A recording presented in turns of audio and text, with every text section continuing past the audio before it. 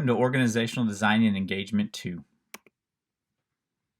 If you took the companion to this course, EDUC 421, then you know that stories matter, and I'm looking forward to hearing a little bit about your story.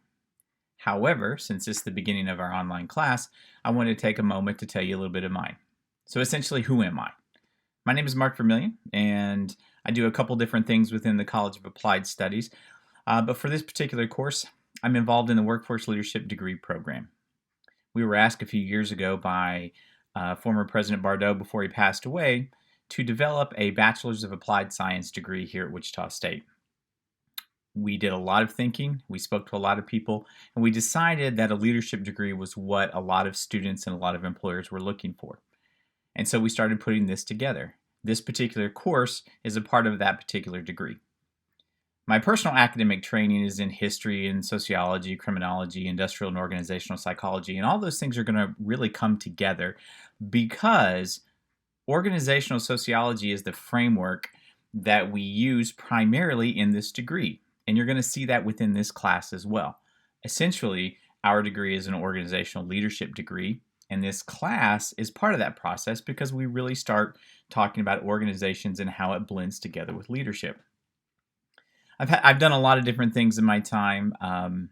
My professional background prior to coming to Wichita State and being involved in higher education involved different aspects of organizational and industrial psychology, different forms of public administration. I was heavily involved in leadership training and development type activities, and I was involved in a variety of other things that involved governmental agencies and whatnot. So the idea here is that I'm trying to share some of the experiences that I've gained over the years with you all, and then you can combine that information with your personal experiences to really create a strong foundation for your own leadership philosophy. Overall, my goal for this class is really about looking at things on an in-depth level. I'm a huge fan of combining ideas, concepts, and frameworks in order to address, analyze, or really solve a lot of different complex problems.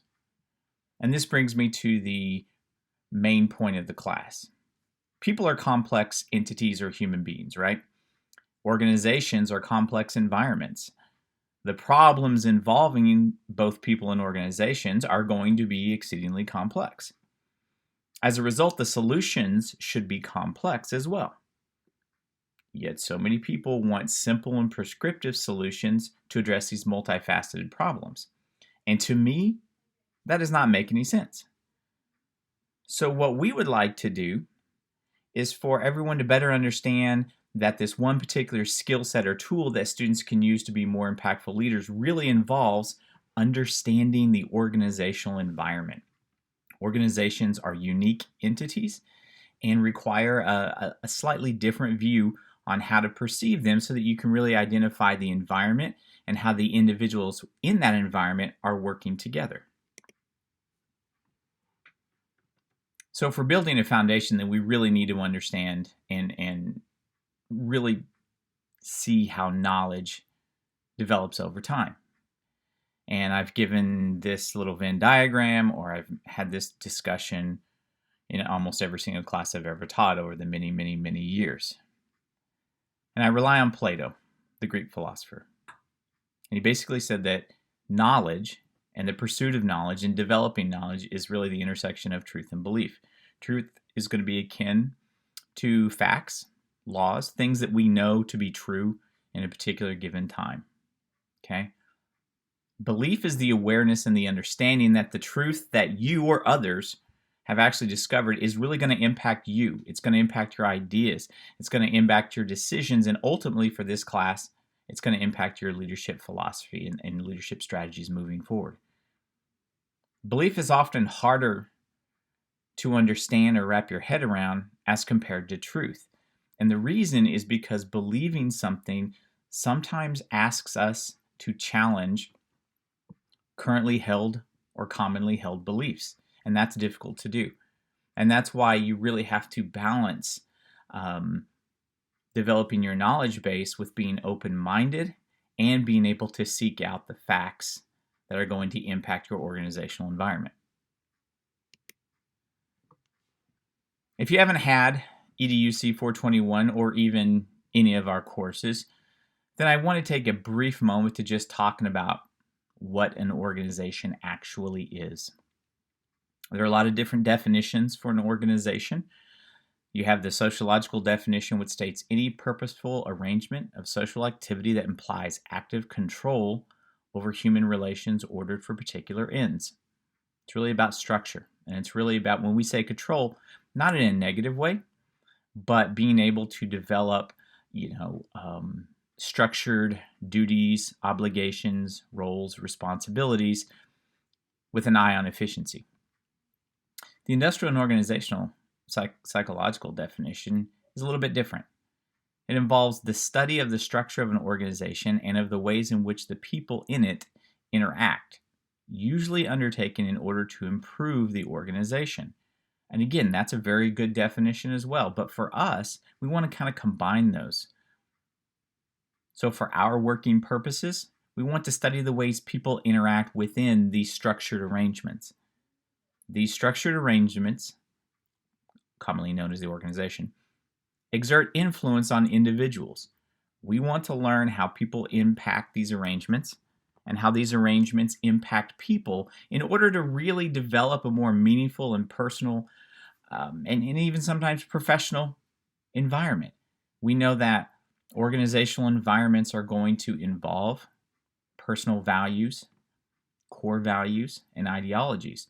We also know that professional environments are going to have organizational mission statements and vision statements, and how people as individuals connect personally with this larger professional organizational environment. That's the milieu that we want to look at. That's the context that we want to try and understand.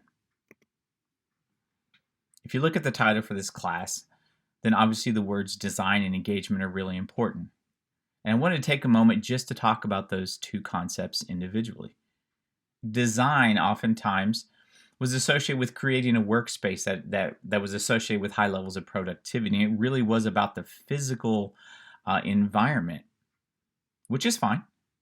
But now that idea of design is really focused on the social emotional factors of the social environment. So how does the leader design an environment where safety and security are going to be provided to all the individuals working there? How do you promote creativity? To some extent, design, especially from that socio-emotional point of view, is going to be something that all leaders have to be involved with. What is engagement? Think of it as individuals' emotional commitment or investment in something, if you're talking about your particular organization. And if you notice, I keep saying organization because we don't want to limit ourselves to just talking about companies or businesses. You have educational environments or organizations. You have not-for-profits. And all of these different types of organizations have their own unique eccentricities. And when we talk about design and engagement, we want to understand and connect with that particular organization's unique environment and the people that really create that environment.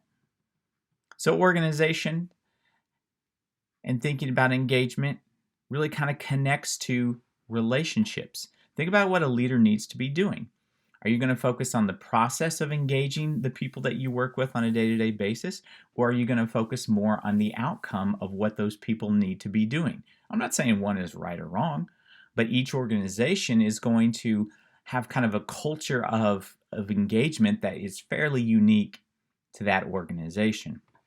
And that's what you're going to be doing, is trying to identify your leadership philosophy and how you can engage people in that particular environment.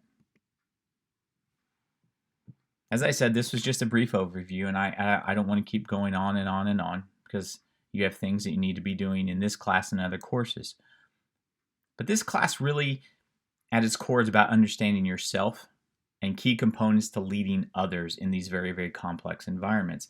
And one sort of foundational aspect of leading others is really understanding those core concepts within organizations. We'll talk about things such as organizational culture, leadership development, the socio-emotional aspects of design and engagement.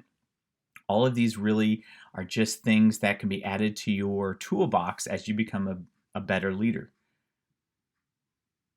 This class is about using these foundational concepts to start answering those questions so that you can build your own leadership philosophy.